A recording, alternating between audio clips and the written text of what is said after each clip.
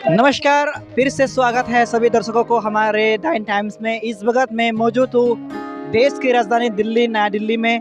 अभी जिससे हम मिलने जा रहे हैं उनको हर कोई जानता है। अरुणाचल में आज उनके बारे में हर कोई बात करता है, चाहे बच्चे हो चाहे बूढ़े हो, हर कोई उनके बारे में बात करते हैं। तो सीधा बिना टाइम को वेस्ट करे हुए आइए हम the strong lady of Arunachal Pradesh Sheetal ma'am से। मैम, स्वागत है टाइम टाइम्स में आपका। शुक्रिया आपका भाई, बहुत बहुत शुक्रिया। मैम, सबसे पहला सवाल, क्या लगता है आपको, आप जो भी अभी आपने किया है, जब से आप अरुणाचल से फुट मार्च करके आप यहाँ तक पहुँचे हो, कितना सफलता आपको मिली है, क्या लगता है आपको? सबसे बड़ी सफलता ये है कि हमारा अरुणाचल जाग गया है। अरुणाचल के आम जनता जाग गए हैं और अपने हक की लड़ाई लड़ना वो सीख गए हैं। हम उन्हीं लोगों को जगाने के लिए उसी प्रयास में हम वहाँ से निकले थे और आज हम यहाँ पहुँचकर जंतर मंतर जब हम पहुँच चुके हैं, यहाँ से हम अपनी आवाज़ बुलंद कर रहे हैं, तो वो वहाँ सड़कों पर निकल के आ चुके हैं अपनी हक की लड़ाई के लिए। यही हमारी सबसे बड़ी जीत है। मैं उसी पे अब आ रहा हूँ कि हमने कल देखा मीडिया रिपोर्ट्स में जो महिलाएं हैं ईटानगर में, वहाँ पे भी आपके समर्थन में वहाँ पे लोग सपोर्ट कर रहे हैं। आप बहुत खुश होंगे इस चीज़ को देखकर। खुशी इस बात की है कि महिलाएं अपने हक के लिए सड़क पर आ गए हैं और साथ ही साथ मैं उन सब का शुक्रिया भी अदा करना चाहूँगी कि जो प्यार, जो प्रेम, जो भावना उन्होंने मेरे लिए प्रकट किया, अपनी बहन के लिए, अपनी बेटी के लिए, अपनी दीदी के लिए जो मोहब्बत उन्होंने मेरे लिए प्रकट किया, वो काबिले तारीफ है और मैं उनका तहे दिल से शुक्रगुजार हूँ और ज़िंदगी भर शुक्रगुजार रहूँगी। लोग ये कह रहे हैं कि आपको जो है लोग अन्ना हजारे जो मूवमेंट था पहले बीजेपी गवर्नमेंट के पहले 2013 में, उससे लोग कंपेयर कर रहे हैं। इस चीज़ को लेकर आप क्या कहेंगे? ये अन्ना जी के लिए, अन्ना जी का जो मूवमेंट था पूरे भारत से भ्रष्टाचार को मिटाने का, उनकी मेरी छोटी सी मुहिम को तुलना नहीं की जा सकती। मैं उनका बहुत मान सम्मान करती हूँ। अन्ना जी हमारे लिए परम पूजनीय है, तो कभी गलती से भी मैं अपनी तुलना उनके साथ बिल्कुल नहीं कर सकती। मेरी लड़ाई है, मेरी मुहिम है मेरे राज्य में हो रहे भ्रष्टाचार को मिटाने की, और मैं तब तक कोशिश करती रहूँगी जब तक मेरी सांसें चल रही है। भ्रष्टाचार कब मिटेगी नहीं मिटेगी मुझे नहीं पता, लेकिन इतना मुझे पता है जब तक मेरी अंदर सांसें चल रही है तब तक मैं इस लड़ाई को लड़ती रहूँगी।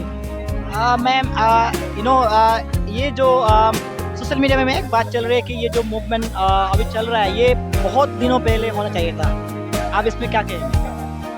ये सही बात है, बहुत दिनों क्या बहुत साल पहले होना चाहिए था, लेकिन इसमें अनफॉर्चुनेट की बात ये कि हमारी जनता बहुत लेट से जागते हैं और सबको पता है अरुणाचल में भ्रष्टाचार हो रहा है। सबको पता है, स्टूडेंट से लेकर के, फार्मर से लेकर के, एम्प्लॉयमेंट से लेकर के, unemployed, contractor, businessman, officer, politician, सबको पता है कि अरुणाचल में भ्रष्टाचार हो रहा है।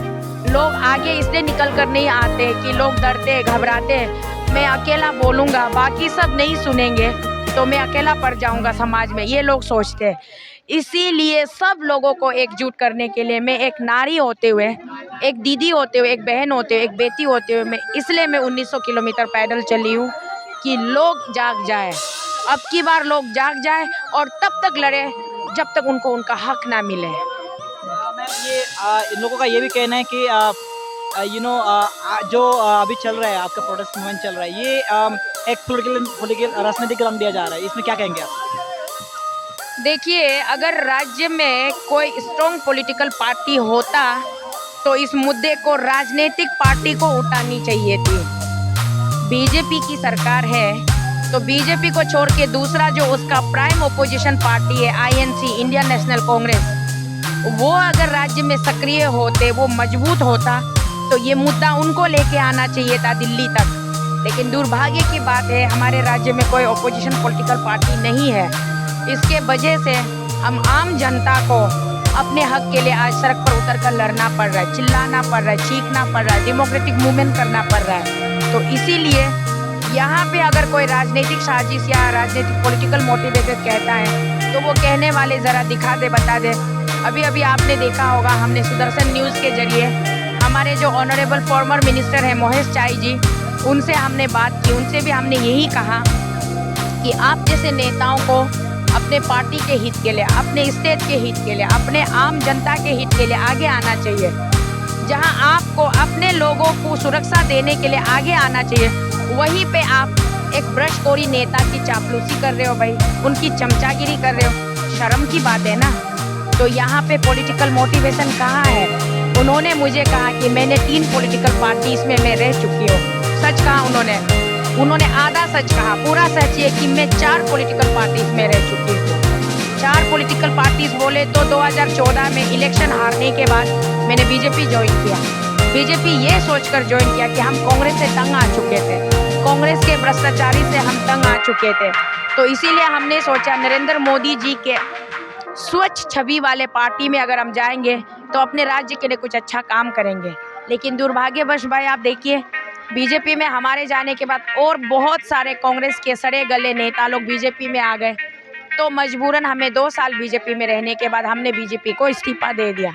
अब हमें कोई रुचि नहीं है किसी भी पॉलिटिकल पार्टी के साथ, और ना ही हम किसी पार्टी को विश्वास करते हैं, क्योंकि वहाँ पे बंदा एक ही होता है। वो पार्टी बदल बदल कर, चोला बदल बदल कर वो हम इस पार्टी के उस पार्टी के बोलते हैं। कोई मतलब नहीं है। कोई भी पॉलिटिकल पार्टी खराब नहीं होता है, पार्टी सब सही होता है। हर एक पॉलिटिकल पार्टी का कॉन्स्टिट्यूशन बहुत अच्छा ड्राफ्ट किया होता है, लेकिन वहाँ पे रहने वाले लोग खराब होते हैं, बिगड़े हुए होते हैं। तो एक ही बंदा 3-4 पॉलिटिकल पार्टी में घूम घूम के आज वो राज कर रहा है, और वो कह रहा है कि under the leadership of this and that so dynamic young energetic riches. पर क्या है, पहले आप कांग्रेस में थे, फिर आप पीपीए गए, उसके बाद आज आप बीजेपी में हो। कल आने वाले दिन में अगर यहाँ भारत सरकार में बीजेपी अगर बहुमत नहीं लेके आए तो क्या पता आप कल को दूसरी पार्टी में चले जाओगे। हम सिर्फ और सिर्फ ये कह रहे हैं कि हमारा ये जो मुहिम है इसमें कोई पॉलिटिकल मोटिवेशन नहीं है। और जितने यहाँ पे लोग आए हुए ये अरुणाचल प्रदेश के सिर्फ एक ही जिले से नहीं है, अलग अलग जिले से है। कोई कामेंग बेल्ट से, कोई सियांग बेल्ट से है, कोई सुबनसिरी बेल्ट से, कोई कुरुंग कुमे से, कोई करातानी से, तो कोई पापुमपाले से। सब आम जनता निकल के इसलिए आए हैं कि अरुणाचल के भ्रष्टाचार को मिटा दीजिए, भ्रष्टाचार को कम्प्लीटली मिटा दीजिए। हम ये रिक्वेस्ट कर रहे हैं। लेकिन अगर आप कम्प्लीटली भी नहीं मिटा सकते हो तो कम से कम कुछ % तो कम कर दीजिए, कुछ % कम कर दीजिए। आम जनता के लिए जीने लायक एक वातावरण बनाइए, एक माहौल बनाइए। इसीलिए हम यहाँ पे मांग कर रहे हैं CBI और ED की। CBI पे हमें पूरा भरोसा है, ED पे भी हमें पूरा भरोसा है, हमें कोर्ट पे भी पूरा भरोसा है। ये लोग गलत फहमी अफवाह फैला रहे कि हम कोर्ट को नहीं मानते, हम कानून को नहीं मानते, हम नीति को नहीं मानते। ऐसी कोई बात नहीं है, हम सब कुछ को मानते। लेकिन जो कोर्ट में लोग चल रहे वो करा रहे हैं, कोर्ट में भी लोग याचिका दायर कर रहे हैं। हम यहाँ अपना डेमोक्रेटिक मूवमेंट चला रहे हैं, हम धरना प्रदर्शन कर रहे हैं, जो कि हमारा हक है और इसकी इजाज़त हमें हमारा संविधान देता है। तो हम यहाँ पर धरना प्रदर्शन कर रहे हैं। यहाँ कोई राजनीतिक दल का कोई नहीं। मैं तो अभी भी आमंत्रित करती हूँ, ओपन इन्विटेशन देती हूँ कि यार कोई तो ऐसा राजनेता निकल के आओ, हमारे साथ जुड़ो, हमारा आवाज़ बनो, हमारी ताकत बनो, अपने जनता के हित के लिए आवाज़ उठाओ। आज तक एक भी माइका लाल पैदा नहीं हुआ है। मैम और एक सवाल लूँगा, क्या आपको लगता है जो आपकी मांग है CBI या ED इंक्वायरी, क्या वो सफल हो पाएगा? क्यों नहीं होंगे भाई?